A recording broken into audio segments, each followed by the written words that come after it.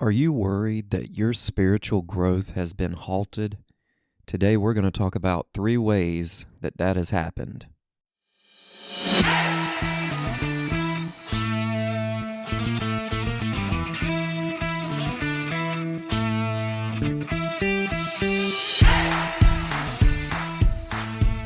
Hello and welcome to the Everyday Jesus Podcast. I am your host, Brian Boswell. I'm so glad you guys could join me today. Today, I want to encourage you, if you are listening to this podcast, to go and share it with somebody.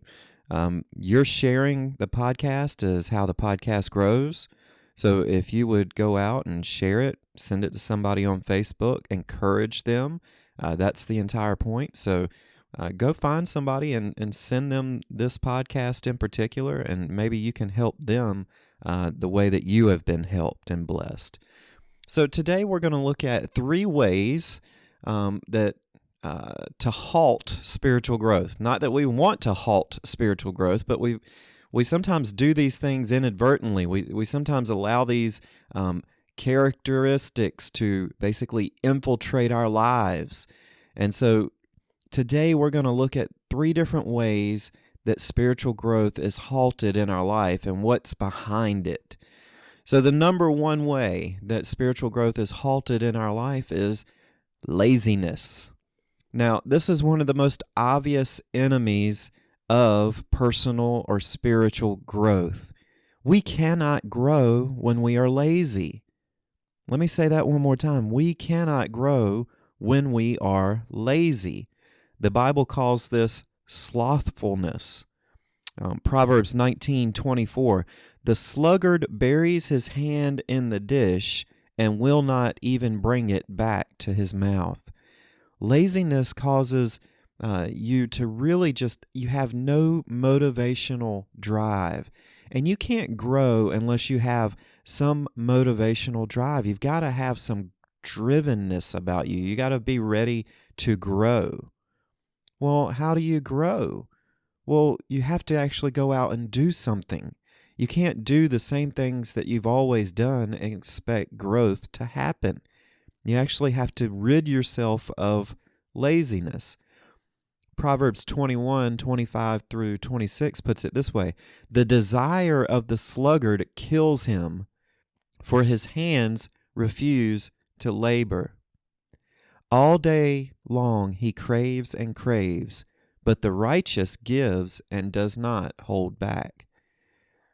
Basically, there's 2 types of people in this proverb: those who want to grow and those who do grow. Do you get the difference? But see, both have desires. The problem is not desires. It's the fact that the desire of the sluggard kills him because his hands refuse to labor. Everyone has desires, so the problem is not that the sluggard doesn't desire to grow, it's that he will not take the steps necessary to grow. So those who want to grow and those who do grow, 2 different types of people. Slothful people have the same desires as anyone else. They just don't take the action. They dream, but they never pursue. Laziness will keep you from growing because you will never actually do anything to provoke growth in your life. So the first way to halt spiritual growth is by being lazy. The second way to halt spiritual growth is comfort. When we get comfortable, we stop growing. Comfort kills growth. Growth, by its nature, requires change. If you want to grow spiritually, it requires you to change. You can't be the same thing you were yesterday. You have to be something different. You have to grow. And in order to grow, you have to kill that which is comfortable. Now, we won't grow if we are comfortable where we are. We like ourselves, right? We feel good about ourselves. When we're comfortable, we feel great about who we are and what we're doing and what we're about. We like that ministry that we're doing. We like the areas where God is using us. We are comfortable. That means we're not growing. When we start to grow, it becomes uncomfortable. Listen to what Jesus says in Matthew 10:39. Whoever finds his life will lose it, and whoever loses his life for my sake will find it. The call of God is that we lose our lives. That's not comfortable. I mean, I'm sorry, but that is not comfortable. So if you find yourself comfortable, I would say that, hey, maybe you're not losing your life. Maybe you are trying to hold on or gain your life. Comfort is never given to us as an option. Remember what Jesus he says, come and die. That's how he bids us. He says, come and die. Lose your life. If you lose your life for my sake, then you're going to truly find it. That's where you find that true growth.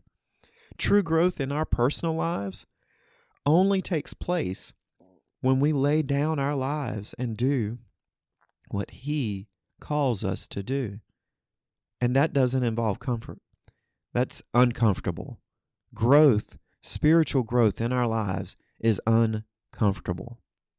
And that's good. And that's a good thing. So number 1 is laziness. Number 2 is comfortable. And number 3 is complacency. Now, if you follow the Everyday Jesus blog, that's at www.everydayjesus.net, you know that I've recently touched on the topic of complacency. Now, every time I think on complacency, I link it up with the church in Laodicea in Revelation 3. Revelation 3:14 through 22. I'm just going to read this to you. And to the angel of the church in Laodicea write, the words of the Amen, the faithful and true witness, the beginning of God's creation. I know your works. You are neither cold nor hot. Would that you were either cold or hot. So because you are lukewarm and neither hot nor cold, I will spit you out of my mouth. For you say, I am rich, I have prospered, and I need nothing, not realizing that you are wretched, pitiable, poor, blind, and naked. I counsel you to buy from me gold refined by fire, so that you may be rich, and white garments, so that you may clothe yourself, and the shame of your nakedness may not be seen, and salve to anoint your eyes, so that you may see. So here Jesus is giving this message to the church in Laodicea, and he says, hey, I wish you were hot or cold, but you're not. You're lukewarm. You are complacent. I'm going to spit you out of my mouth. I mean, what kind of language is that? I mean, Jesus doesn't hold back, does he? Listen to that. I will spit you out of my mouth. Other translations say spew. I think that's an even worse word to use, right? I will spew you out of my mouth. You have to be hot. You have to be hot. We've got to catch fire for him. Lukewarmness is the definition of being complacent. We are not growing when we are complacent. The church in Laodicea had become complacent. They had everything they needed. Listen to what he says. They were rich. They were prosperous. They had no lack. See, when we have those things, a lot of times what happens is we become, again, lazy, comfortable, and that produces this complacency. And when we're complacent, we are not growing. We are not growing when we are complacent. They weren't hot or cold. They were lukewarm. Jesus does not accept this condition. We must be hot. We must catch fire for him. He counsels the church to buy gold refined by fire. See, gold must be hot to be refined. It has to be on fire. The fire gets rid of the impurities. And that's really what the definition of change is. It's in a spiritual sense, it's us growing closer to God and God getting rid of our impurities. So as we grow closer to him, as we get closer to God, those impurities in our life, the sins in our life, they melt away. They have to be taken away from us. We have to get rid of those impurities. And that happens in the fire. It happens by us being hot. It happens by us pursuing Jesus. Jesus is saying that we have to have a desire for change, a desire for growth. Complacency will cause us to turn the other way when things start to heat up. See, our desires do matter. Just like I read earlier, the desire of the sluggard kills him because his hands refuse to labor. He refuses to change. Complacency is the same way. When we refuse to change because we're complacent, we're happy at where we're at, we don't want to grow, God can't use us in that spot. God's desire is for us to grow closer to Him. We are called the bride of Christ. Now, what kind of husband and bride would be far apart? Everybody wants, when you think of marriage, you think of two people intimate, two people close. And that's the same with God. As the bride of Christ, He desires His bride. He wants to be close to His bride.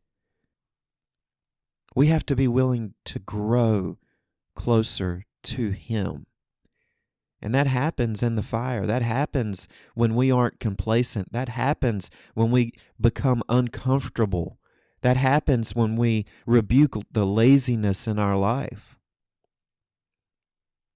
I hope you guys have enjoyed this podcast today. Just a reminder, go on iTunes or your favorite podcasting platform. Leave us a review. Rate us at 5 stars. All of those things help, and we are so thankful for all of our listeners. I just pray for you this week. I hope you have a great and wonderful week. God bless you.